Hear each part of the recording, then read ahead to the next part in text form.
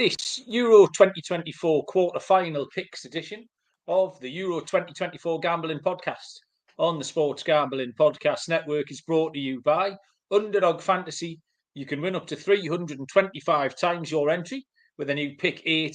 Sign up with our code PLGP to claim your special pick and first-time deposit offer up to $250 in bonus cash.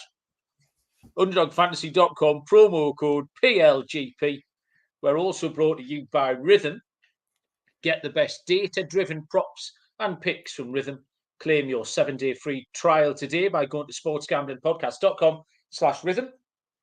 That's sportsgamblingpodcast.com/RITHMM.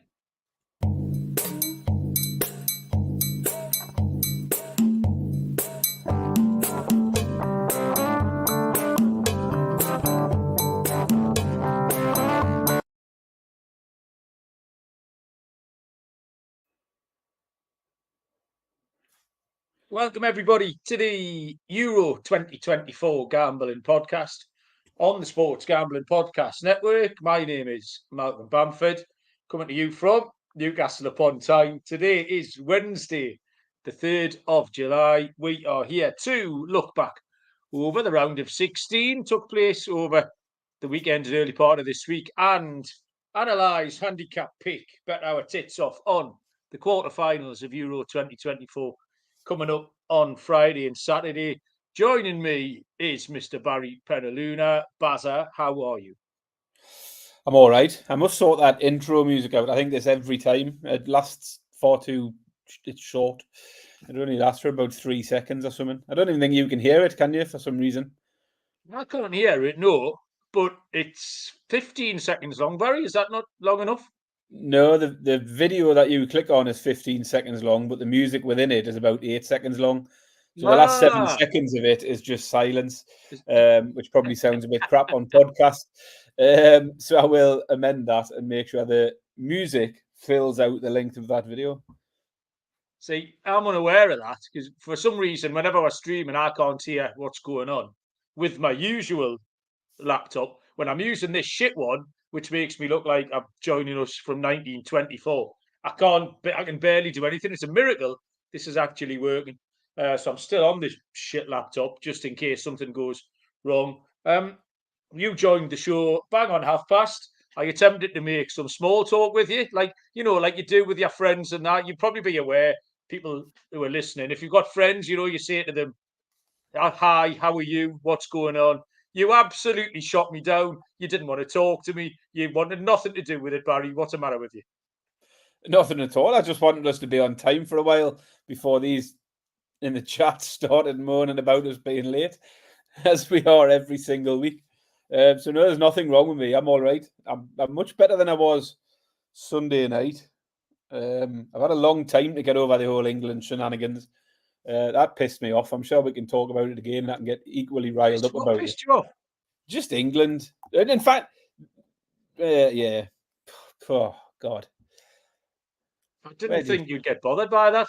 Well, I don't understand it. You need to explain, Barry, what pissed you off. Yeah, so they did win. And ordinarily, that should be a joyous moment, particularly winning in such dramatic style. What I didn't like was all the bollocks from the interviews afterwards, like people talking as if that was the plan, like don't doubt our spirit, we knew we were going to score, blah blah. It was garbage. Like I would just like to have seen someone come out, hold their hands up and say we got away with one there, and we need to be better. But Southgate saying, that's why you don't take Kane and Bellingham off, because they make a difference, and I always knew we would score. And then you had Harry Kane saying we'd practice that throw in all week. What, had you practiced wait until the 95th minute to try it out? Was that the plan? Like, and Jude Bellingham giving it all, hands outstretched as if he's the saviour. I've seen a good thing on Twitter actually compared that. So you had Bellingham and Kane with their arms outstretched after equalising. They hadn't even won the game at that point. So I'd said it's up there with throwing a party for passing your driving test at the 5th time of asking. I thought that was quite a good summary of it. It was weird because maybe I should have felt happier, and I just felt like a miserable git because everything I listened to afterwards was just like, are you for real? Like, you haven't watched this? Totally changed the narrative, didn't it? Like, Kane and Bellingham were saviours, forget about the 90 minutes of dog shit they served up before that. So that annoyed me. I hope they get beat on Saturday. Well, luckily it didn't bother me, but I do see your point. It was one of the most glaring examples we've seen recently of the outcome completely and utterly overshadowing the process, and like everything changed. And we're going to get on the England game, so I don't want to shoot me bolt here on me analysis of it. But everyone said, "Oh, well, that's the spark that they'll need. That's the turning point. That's the momentum." Well, they're just words. Like that doesn't. If something lucky happened to me, like I wouldn't be any different because of it. I couldn't go out tomorrow and do. I couldn't go out tomorrow and be brilliant at cricket because I just happened to bowl someone today with my last ball. I'd still just be as shit as I was. The words wouldn't make any difference. I don't understand. The whole narrative was ridiculous. They were absolutely dog shit, and we will get onto that in a little while. Let's say hello to Callum. Callum, we still need to know if the over or under 2.5 in the bag. Callum's in Magaluf this week. I reckon he's maybe sitting on 2, hoping to convert the hat-trick over the weekend. Callum, let us know. Michael was in. Harry taking the piss, as always. Harry, how you doing? Courtney / Patrick. And Kyle is back. Kyle's been on his travels. And Kyle's back. So welcome back, Kyle. There is one thing I want to discuss before we discuss anything else, Barry. We tried to give him a chance. We gave him a life last week. We said, listen, it's the first time he's been on our radar for several years, and we'll see if he comes on our radar. Cristiano Ronaldo is a massive tit, an absolute big Dolly Parton-sized knocker. What the hell was all that about the other night? Well, I didn't watch the game. I was at a club meeting, so I missed the game. You messaged me about his titful behaviour, so I had to obviously Google it and see what had gone on. And then everyone I spoke to the next day was talking about Ronaldo and all of his behaviour. I think his behaviour last week was bad enough. But yeah, all the tears of a clown and all that stuff, I'm not having that. It's just all about him, isn't it? It's just anything to make it all about him. So I'm absolutely fully on board with Cristiano Ronaldo going on the tit list. I mean, first of all, again, we're going to get to handicap Portugal in a bit. I think they got 3 free kicks from out in really good areas, like 20 yards, 22, 23 yards. He took them all. He got none of them anywhere near the goal, where Bruno Fernandes and Bernardo Silva just letting him. He did his usual stuff, but then to start crying in the middle of the game, Barry, this is, by the way, they haven't been knocked out. I could maybe forgive a few tears. I'm a crier, Baz. You know me. I'll cry. If there's a wedding on home and away in the afternoon, I'll have a cry at that. That'll send me. I watched Field of Dreams this afternoon, Baz, at a bit of a loose end. That had me going at 10 to 4. You would have found me with a tear in my eye in the corner. In the middle of the match. Are you winding me up? He's a 40-year-old man. And his mother, by the way, is on the telly crying at half-time. A 40-year-old man and his mum are both crying in the middle of the match. What a load of shite. What I want to suggest here, Barry, is that I'm proposing there needs to be something above the tit list. The tit list is like a fluid, movable thing. You know, people might get onto our radar. People go on and off the tit list. There needs to be like a rock-solid, impenetrable, unmovable hall of tits. Like that, once you're in there, you're in there. And Jurgen Klopp somehow managed to avoid it just about all season. Hopefully, he's never going to darken our door again. Cristiano Ronaldo probably won't darken our door again. So what I propose, Barry, is that they could be the first 2 inductees into the Hall of Tits, which is sacrosanct. They're going to go in that Hall of Tits, never to come out again. I don't mind the idea. It's a bit, I suppose, it's a bit like building a statue to someone eventually when they've sort of moved on, so you can immortalize them forever. So I mean, 2 prime candidates, as you say, probably a good time because they're not in our day-to-day lives anymore. Certainly, Klopp. Yeah. But yeah, Ronaldo, absolutely, I agree. He's above He's above all tits, isn't he, really? Well, I did find the tit list. It was in the blue jotter. So I'll just make a cursory note underneath, because we haven't obviously decided. The Hall of Tits for Cristiano Ronaldo and Jurgen Klopp is an option. Fair enough. Cree's joined us. Cree's spotted me Chargers jersey. You get 3 show points, Cree, if you can tell me who is on the back of the jersey. Barry's given us a timeout. For what reason? Timeout. We need to rewind because Lee's just brought up a good point that I saw him bring up on Twitter the other day. It's Tit List chat, and it's Jim Radcliffe. Yeah. He is definitely got to go on that tit list. Like, ever since he's come in to Man United, he's been nothing but a tit. He wants the government to buy Man United a new stadium, despite the fact he's the richest man in England. He wants, what else? He wanted Newcastle to just hand over the director of sport without any fight whatsoever. And he didn't like the fact that that the man had a contract that he had to stick to. Didn't like that. And then last week, he was being interviewed and said Premier League clubs need to be very careful because they don't give the top 6 clubs enough of a say. And he said in the past, the top 6, big 6 clubs had far more influence, and it should be that way because everyone else is just tuning into the Premier League for them clubs.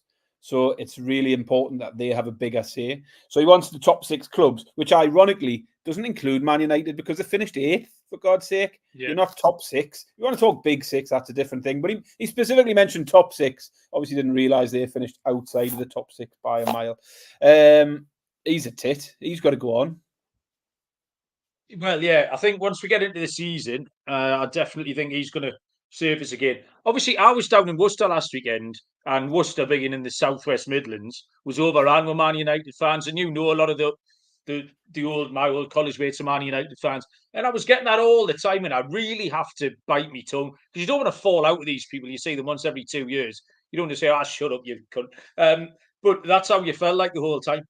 He's just a Marks and Spencer's Mike Ashley, Barry. Like, everything he says has been horrific.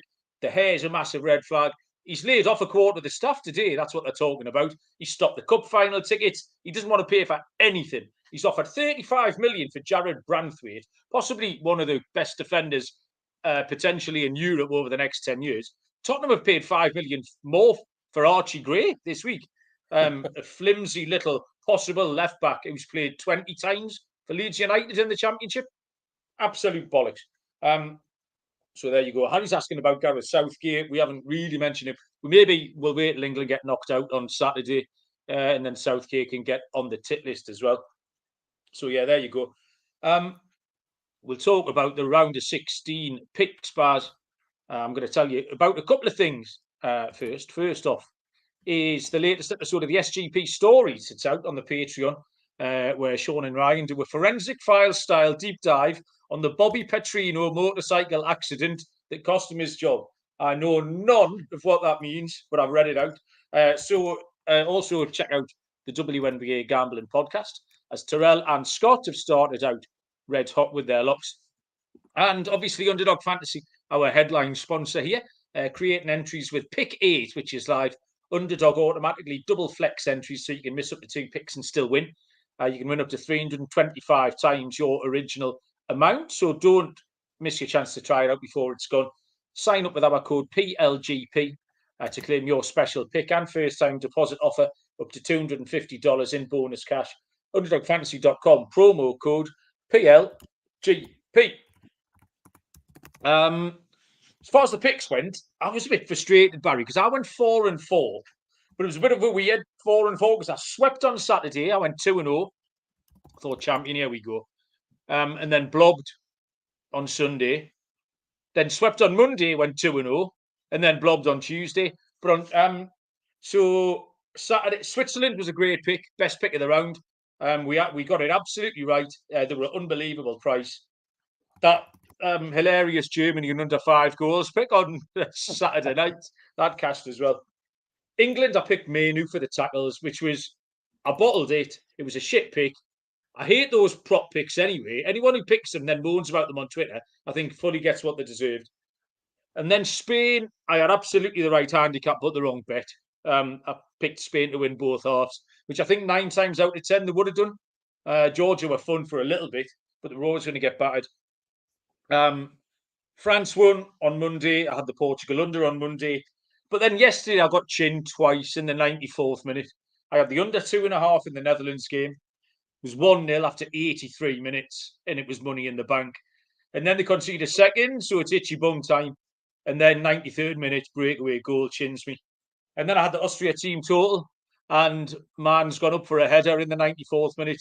And everyone thought he'd scored, except the Turkey goalkeeper, who Gordon Banks it out to the bottom corner and cost me. So, yeah, I was on the right lines, I think. The England one was the only one I analysed badly and still came up 4 for 4, Baz. I don't know what yours were like. The main two that stuck out for me, just thinking back to your picks, Barry, were the player props that you gave out on Gakpo and Rodri, because Gakpo scored again. Rodri scored and was magnificent again. You gave out Rodri for player of the tournament, and you had Gakpo as your top scorer, didn't you?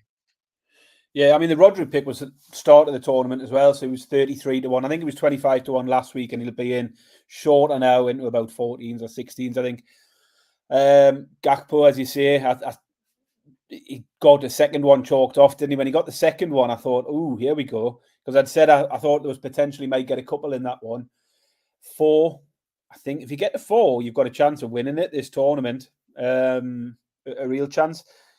So Gakpo is now favourite. He's into 4-1 or 5-1 favourite for the Golden Boot. He was 11-1 before the last round, so that was good for me. The main picks were very hit and miss again, as they have been all throughout. I had the Germany team total. I had France. I had the Portugal corners hit, and then hit the post on a few things as well. The Romania shots on target wasn't very good at all. They only had 1. I thought they were really disappointing. Yeah, they were shite. And the Turkey corners was a disappointing one because they got to 4 quite early on. I needed a 5th corner for 13-8, but then being ahead in the game, it sort of fizzled out, and it was all at the other end. Denmark getting all the corners, so that was a bit of a disappointment. But overall, so again, a bit hit and miss, just very much like the story of the rest of the tournament. But the pre-tournament picks are still going all right. Rodri's in there. Portugal are still in there, although clinging on. But yeah, still in with a shout. Yeah, my £1 million show picks, I think I've only got one left standing, Baz, which is me France outright. I think everything else went. Switzerland to go out in the round of 16 was the latest one. I've got my little bet on Turkey. I had a tenner on Turkey, didn't I? 80-1 or something silly. But they're only into 33, so there's not much liquidity in that. But we did say we could flick our way into a semi-final. That was the technique that we used in Asia and in Africa. And we're one decent performance away from doing that again. So the other thing I wanted to mention is it's the 4th of July tomorrow, Barry, which is a big old day. It's Independence Day, Barry, the aliens and all that. I think most of the time, most countries have an Independence Day. And almost exclusively, they're celebrating their independence from us, aren't they? Almost everyone all over the world has a day where they celebrate getting away from us. And is Canada a thing? They don't have that tomorrow, either. Because I know James is Canadian, but I'll say happy independence. Hang on, happy 4th of July to Patrick and Courtney and Pat and everybody else, Serial, Cree kicking around, and everyone who listens to the show who doesn't get in the live comments. And of course, have it's a nice day general election day for us as well. Malcolm, are you getting involved in that? Well, yeah, I am. I've got my thing here. I don't normally go, Baz. I think I went last time, but that was the first time I went the last time. But I'll tell you why I'm going. We don't normally talk politics on this show. I went to pick the kids up from my parents last week. I know what you're going to say. My parents are old now. What you're going to say. Yeah. So my mum just really annoyed us because first of all, she kept saying "we," referring to her and my dad as if they haven't got a mind of their own and they have to vote for the same thing. Why can't they vote for a different thing? Well, me and my dad just think we're going to vote for Nigel Farage. And I thought, you silly old bastards. But you can't say that to your mum and dad. I was furious. So I came home that very minute, Baz. I logged on and registered to vote just so I could vote to offset their vote out of spite. And that's the only reason. But since, and this is not like me, Barry, you know this, I think I've had maybe one sensible conversation with my dad my entire life. I sent him a message. I said, you voting for him at your age, you're nearly dead. Don't be so stupid. You should be voting for your grandkids, not you. Don't be so selfish. Think about your grandkids. They all want to be, but and I had a little go at him on WhatsApp like that, about 3 inches worth of, and he messaged back and he went, you're probably right. Cheers. So I don't even think you read it. Like he was like, I'm not reading that.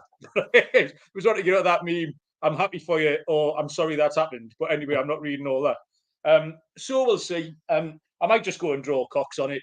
When that's what that's me other thing. Because at least they read that out, don't they, spoiled papers. I mean, it's the first time, because in my constituency, it's always been a massive Tory seat. They've had a massive advantage. But if you look at the betting now, they're the underdog. So it looks like for the first time in a while, like our area's got a bit of a say in things. It's quite a close seat. So I will get involved. But I don't tell anybody else who to get involved with, to be honest. It doesn't bother me what anyone else does. I don't get that wound up like you. I do my own thing. Yeah, I totally agree. It was just me father wound us up. In fact, anyway, it's not important. I don't know who did the worst here, but us or the Americans. Because if that's their two best men, then Jesus Christ. It's a sorry state of affairs across the board, isn't it, really? They're not two better men than that. Just two, not loads. Two will do. Any two better men. Crackers. Right. Well, that goal. Didn't expect that, Barry, when we started 22 minutes ago. We've gone full on. That might win an award, that, Barry, that 20 minutes. Award-winning stuff. Should we make some bets instead? We're just as bad at that, but at least it's less controversial. Friday, the 5th of July. Sod's law, Barry. I've got a job on Friday and a job on Saturday. Got to set up at 5 o'clock on Friday, just as this kicks off. And we'll finish work on Saturday night at about 11 o'clock, just as the games all finish. So I get to miss all of this. Spain take on Germany. Spain are 13-8 plus 162. The draw's 11-5 plus 220. Germany 7-4 plus 175 to qualify. Spain 4-5 minus 120. Germany are evens plus 100. I did see one of was it BetMGM maybe on Sunday night? It tweeted out that they'd had a host of complaints from Americans who backed England to win, not realising that it was a three-way market. Obviously, there's nothing going on in the summer apart from the baseball in the States. So they've got quite a lot of new soccer bettors, and they didn't understand the tie. No concept of a tie at all. So MGM had fielded literally thousands of people. I got a couple of DMs asking me, what's this? What's happened here? What does this mean? What does Winton Hill mean? Why haven't I won this? I had to explain a few of them. One thing I did notice, Baz, is that these two games, the first two, are both being refereed by the English lot. You've got Anthony Taylor doing this Spain game, and I think you've got Michael Oliver doing the Portugal-France game. So this could be a major. Can we get any prices on how many ridiculous VAR interventions there'll be? Yeah. You've got Stuart Atwell, and I think it's David Coote, and they're doing the two VARs. It's like a bloody comedy show at this point. So something, I don't know what odds you got on something horrendous happening, but I'd be having a tenner on that. I think Spain have been the best side so far. We said that before the game against Georgia. Obviously, Georgia weren't great. So Spain, it's almost as if they got their round of 16 games, their hard games in the group when they played Italy and Croatia. That was kind of the next step up for them. Georgia were brilliant, by the way. Got the noses in front for maybe 5, 6, 7 minutes. Looked like they might go and get a second. Then they didn't, and then all of a sudden it was pretty soon game over. They were the only team that took 9 points. They've scored goals. They've looked good. They've looked settled. They've got an identity, which we mentioned. Germany have been fine. They've played and beat 3 what I would call tier 2 teams, Baz, in Hungary, Scotland, and Denmark. And the best team they've faced so far was Switzerland, where they got a 1-1 draw. I do prefer Spain. Harry's knocking out a great stat in the chat here, which is that Spain haven't beaten the host nation in a knockout stage game since 1934. That's a good old stat, that one, Harry. It's not going to put me off, though. I just think Spain are a more complete team. And talking about Rodri, Barry, I think the presence of Rodri swings it. It's like almost total domination. Like he was absolutely magnificent the other night. There's that ridiculous stat where he hadn't lost a game in about 100 games until the FA Cup final, I think, was the first game he'd lost in forever. And that shit doesn't happen by accident. I'm just going to go 90 minutes, Baz. Spain 13-8 plus 162. Yeah, so the books can barely split them in. I think they are possibly arguably the two best sides of the tournament, certainly among the teams at the top end of it, because a lot of the other big names haven't got going yet. Some of them won't ever get going because they've gone. Spain, as you mentioned, the only team with a 100% record, only conceded once all tournament. And I think they just edged it for me on the eye test, really, what we've seen so far. I thought Germany were a little bit fortunate not to get beat off the Swiss in the group stage. Was it the Swiss? You've just mentioned. Yes. Yeah, 1-1. Yeah. You meant so because look, you were saying they beat tier 2 sides. And who was that? Yeah, they beat Denmark, Hungary, and Scotland, Baz, and they've drawn the Swiss. That's because you didn't put Swiss in there, which is why I got a bit confused there. But yeah, because I was thinking at the time I would put them in tier 3 because I think your tier 2 sides, Austria, Turkey, Switzerland, have been the ones who have really, really been competitive. I think it's the biggest test for either side, and hopefully we should get a competitive game. But I think I'm leaning the same way as you because I think Spain's sort of journey here has been harder. They've had, as you say, had to beat Italy and Croatia along the way. I think for me, I like the Spain money line, but I've ended up going for the goals instead because they've got 9 goals in 4 games. They really should have hit more against Italy as well. Only won that 1-0, but absolutely battered them. So I do like Spain to win, but I'm going to take Spain to score 2 or more. I'm taking them on the team total market. So my pick will be Spain over 1.5 goals at 6-4 plus 150. Okay, like that, Baz. The evening game on Friday, 8 o'clock kickoff, is Portugal against France. Portugal 12-5 plus 240. Draw 2-1. France 23-17 plus 135. To qualify, Portugal at 5-4 plus 125, and France at 4-6 minus 150. Baz. Yeah, so my first thought coming into this one was the unders because every France game's gone under.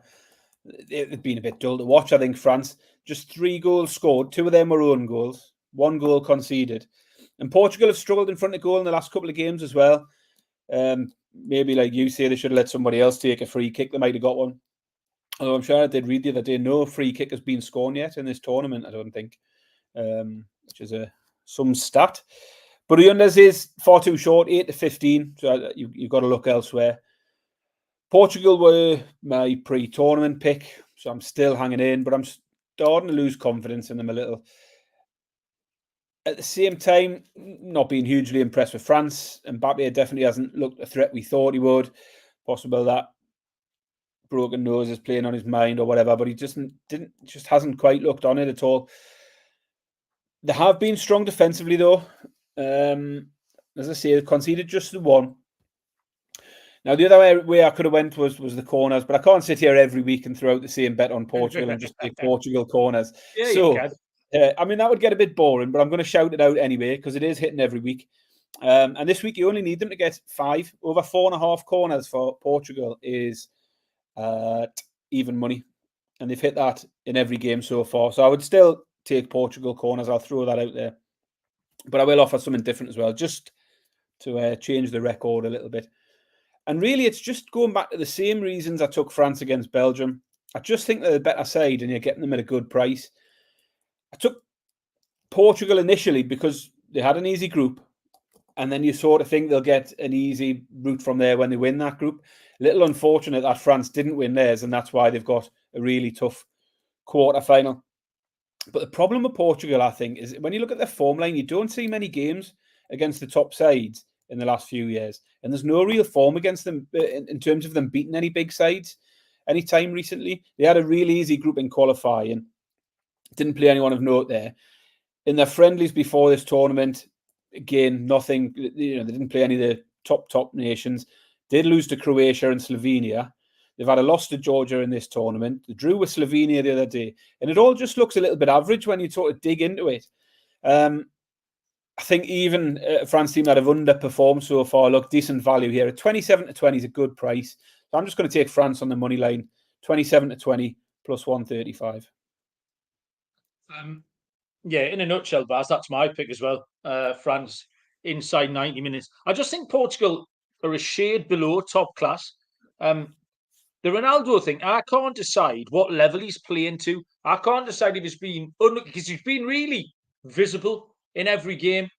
Obviously getting all the set pieces and stuff, but equally, he's been on the end of loads of crosses and shit like that. He's been flashing headers wide, loads of stuff blocked. I can't decide if he's just not carried much luck, because not many of the strikers in the tournament have scored loads of goals. We just mentioned them, Mbappe and Kane's been shite and stuff.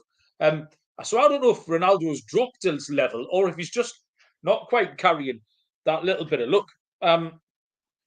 Like you say, I think your instinct tells you to look at the unders, and you look at the unders and it's 1-2. It's no good. France 4 out of 4, Portugal 3 out of 4.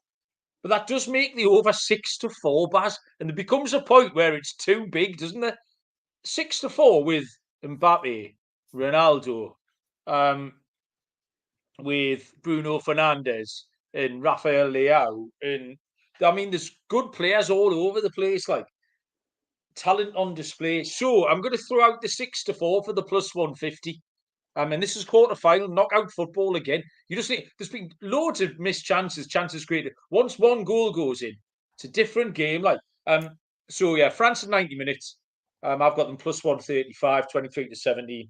And I'm going to shout out that, like I say, at some point, the price gets too big and starts representing value. So I'm going to take the 6-4 plus 150, about the over 2.5 goals. We'll move on to Saturday's games. Once we've talked about, just wait for the laptop. Come on, Matt Breeder. Rhythm. If you are betting on player props, you need to download Rhythm. Rhythm is the go-to sports betting tool that transforms complex data into actionable insights, empowering bettors with smarter, data-driven decisions. Unlike other platforms, Rhythm combines advanced predictive analytics with an intuitive user experience, making betting both easy and enjoyable.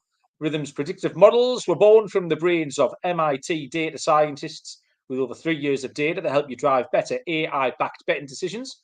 Rhythm's projections have been red hot for WNBA and golf. Claim your 7-day free trial by going to sportsgamblingpodcast.com/rhythm. That's sportsgamblingpodcast.com/RITHMM. Tea time on Saturday, 5 o'clock, is England taking on Switzerland. England are 5-4 plus 120. The draw 2-1. Switzerland 14-5 plus 280. To qualify, England 1-2 and Switzerland 11-8 plus 137. If you take the two names of these teams out, Bars, the prices are in absolute madness. Just change them, just blank them out, Tipex them out, redact them, whatever the word is.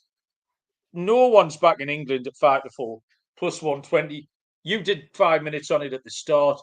That goal is absolutely somehow taken away the fact that they were absolute dog shit. For 94.5 minutes, they lost 1-0 to Slovakia. Fact, having been dog shit against Slovenia, having been dog shit against Denmark, having beaten Serbia, who were probably the worst performing team in the entire competition, didn't score a goal. Did they score one goal? Yeah, scored one injury time equaliser, didn't they? England just haven't performed at all. You then take out the best defender, Mark Gahey, is suspended. There's talk now. We said that this England camp is very, very leaky, and the talk is that they're going to go 5 at the back. So I don't know which 5. But even then, the fact that you're forced into a change of system isn't ideal.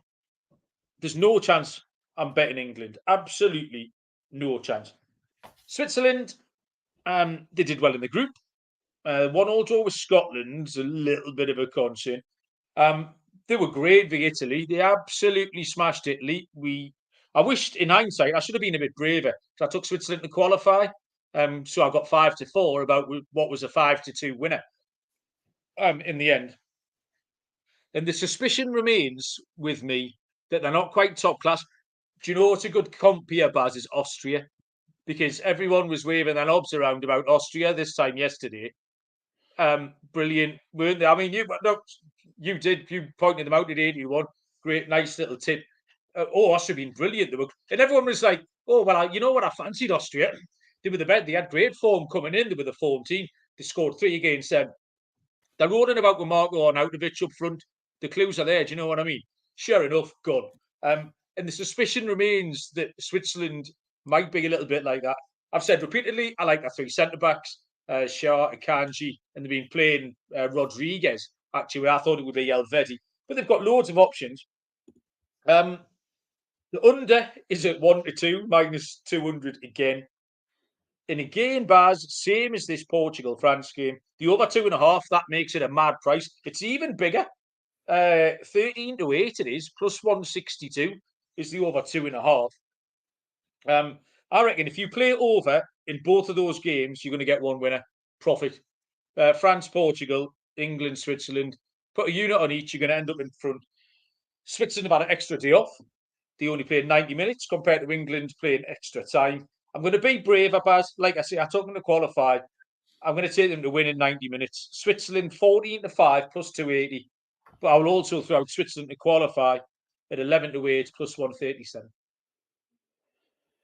Yeah, I mean, you mentioned Switzerland's form in this tournament, but if you look back even further, though, there's just one loss in 18 games now in international football.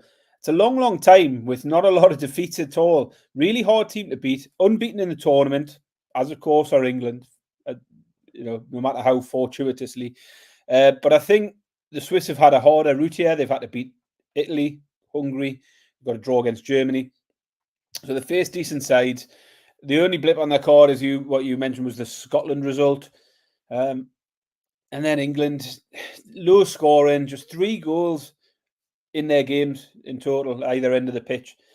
Turgid stuff, under 2.5. As I say, it looks nailed, but again, far too short, can't get involved in that. But England's form is poor, and not just in this tournament. They've won just 2 of the last 9 games across the board. So none of this should really be a surprise. They haven't been very good for a while. The problem for England, for me, is I think they'll go out and do exactly the same. They're not going to suddenly change the way they play. They might change the formation slightly if they do. I don't think it'll change anything in terms of the movement off the ball, the fact that nobody runs at anyone or just has a go, or the fact that we didn't get a shot on target until 95 minutes last time round. Nothing will change. And if things do start to go wrong for England and the Swiss get ahead, what's Southgate going to do about it? He'll do nothing. Again, he'll stick with it and hope one of those that he's loyal to, who's going to back it, bail him out again. It's just no way to be going on. I think they're very lucky to still be here. I think this is a tougher test than any of the 4 sides they've played so far. And like you, I think Switzerland are the value at 14-5. I also like Switzerland to win this at 14-5. If you want to play it slightly safer, you can get Switzerland to qualify at 11-8. I don't think it's a bad bet as well. You can have the draw on your side. I mean, I've not had a winning pick on an England game yet, so maybe it's the ultimate jinx, and it'll all go swimmingly. But for that reason, as one of the reasons, but also because I think Switzerland are the better side currently. Switzerland for me to win this one at 14-5. Okay, a team ride on Switzerland. That's enough to get the blood pumping for all you England fans. It's coming home, everybody. Okay, final game on the card is Saturday night. 8 o'clock, Netherlands taking on Turkey. Netherlands 4-7, minus 175.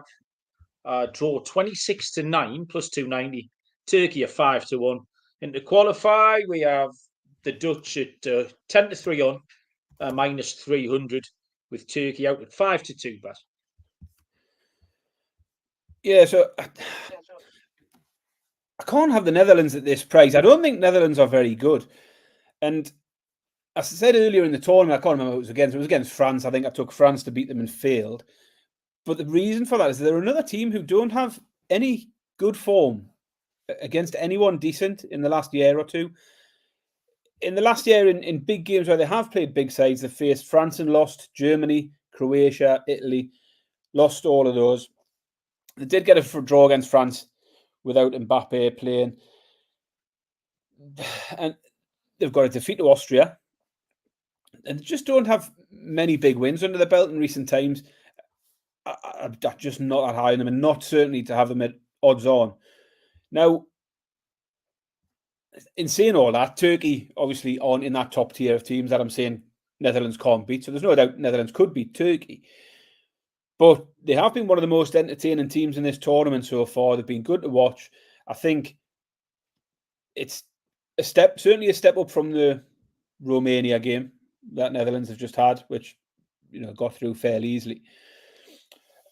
The starting point for me in terms of goals here, I favour the unders in a lot of the other ones. In this one, I think the over stands out because we've seen the over 2.5 hit 7 times out of the 8 games these teams have played. So 4 out of 4 Turkey games have gone over 2.5.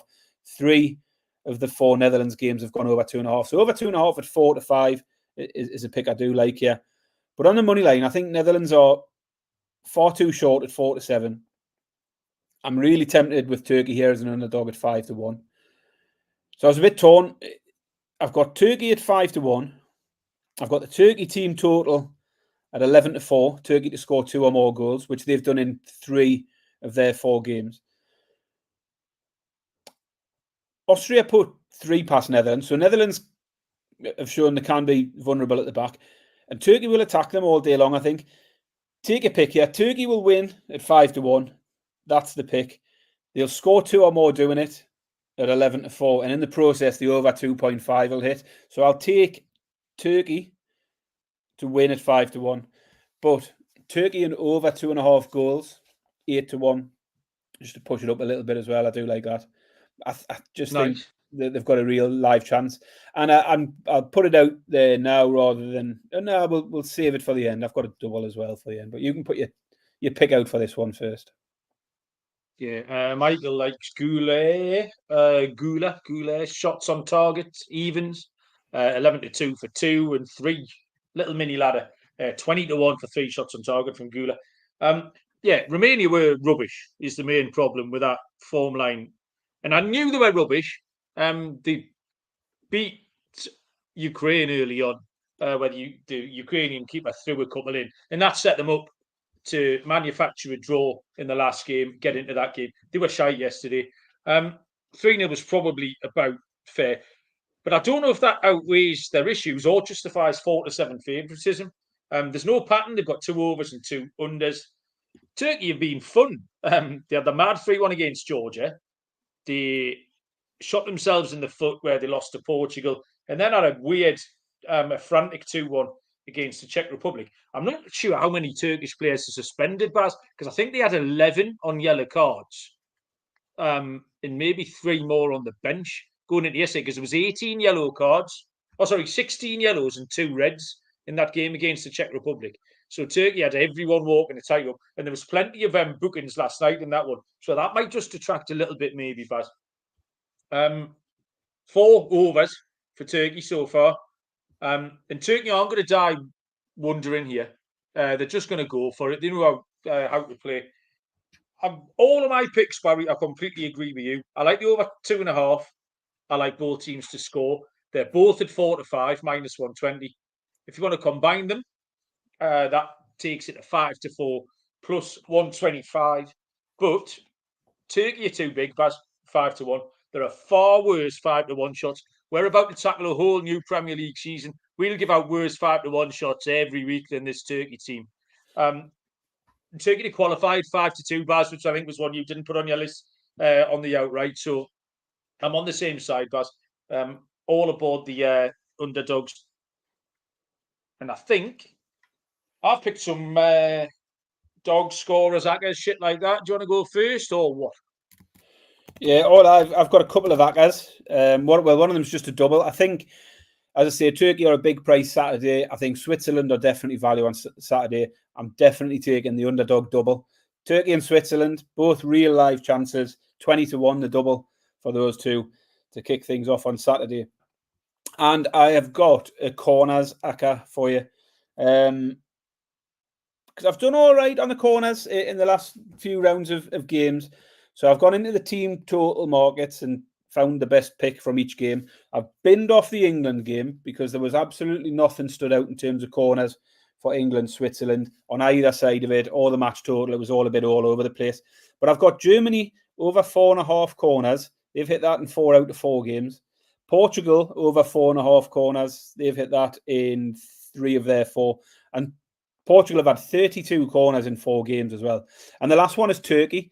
Turkey over 3.5 corners, which is hit in 4 out of their 4 games. So Germany and Portugal to have 5 or more corners. Turkey to have 4 or more corners. Comes in at 6.5-1, 13-2, plus 650. Bosh. Okay. I've got 2 underdogs that I like, Baz. I like Turkey and I like Switzerland. If you want to double them up, Baz, 22-1. Turkey and Switzerland, money line double. I love that. Yeah, Nice, you're on that, aren't you? Yeah. I like the over 2.5 double that I gave out earlier on. France, Portugal, and England, Switzerland. They're too big, Baz. The prices have got out of control. That's 11-2 plus 550. And the Swiss Turkey both to qualify is 7.3-1, around about plus 730. If we don't land the 22-1 on them in 90 minutes, we can get that over the line 7-1. And I picked a goal scorer as well, Barry, because I think he's due. He's been very, very good.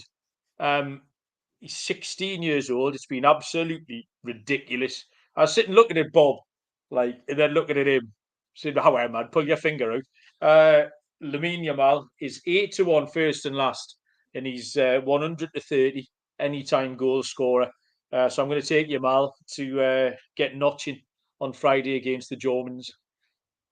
Like it. I can't hear you saying your lips moving. You went a bit fuzzy then, Baz. I think the old laptop's giving up. No, right, I think we're done, Baz. Anything? Anything I've else? got one last thing. Yes. What item of food is sat next to me on the table, Malcolm? Is it a snack food? Is it something left over for your tea? Is it something you've cooked? It was an ingredient from the tea. And there's some left. And are you going to eat it? Are you going to pick at it? I wouldn't pick at it. Like, it's just one ingredient, one thing. I mean, Michael's guessed hummus. There is no way a pot of hummus has ever been in Barry's house. Absolutely no I've got a chance. pot of hummus in the fridge. Like, Chloe loves hummus. Hummus right over to the bed. I don't mind hummus. She'd have it with cucumber. I'd have it with pita bread. Anything goes with bread, doesn't it? So, I was in Sainsbury's the other day. You can't move for hummus. It's ridiculous. One guess. It's green. I'll give you a clue. I'm going to have a guess at ingredient. Michael Roberts got it. He says Michael Roberts has got it. He says it's some Tory scran. If you don't think I've got hummus in the fridge, you'll never guess what I've got next to me. It's spinach, Baz. Yes, spinach, Malcolm. Look at that bag of spinach. How did you get that? Here we go. All aboard. Yeah. I'm just going to sit here and snack on some spinach. That's with its Tory spinach.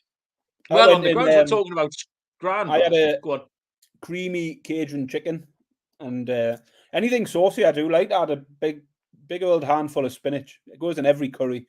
Anything that's saucy will have pastas, everything spinach.